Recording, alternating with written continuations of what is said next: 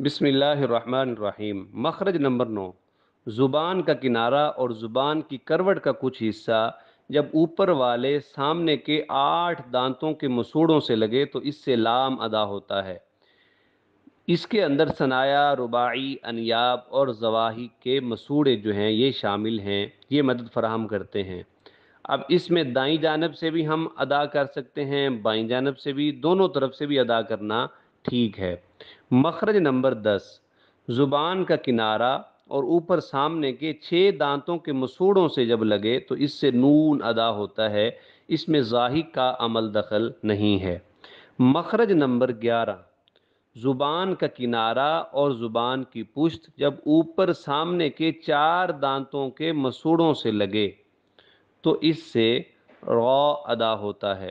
ان 3 حرفوں کو حروف طرفیہ اور ذلقیہ بھی کہتے ہیں۔ 3 حرف لام، نون اور را ہیں۔ مخرج نمبر 12، زبان کی نوک اور اوپر سامنے کے 2 دانتوں کی جڑ یعنی ثنایا علیہ کی جڑ سے جب لگے تو اس سے قا، دال اور تا ادا ہوتے ہیں۔ ان 3 حرفوں کو حروف نطعیہ بھی کہتے ہیں۔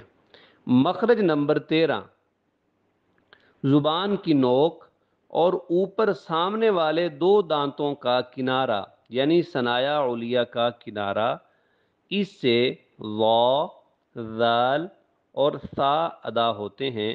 ان 3 حرفوں کو حروف لثویہ بھی کہتے ہیں۔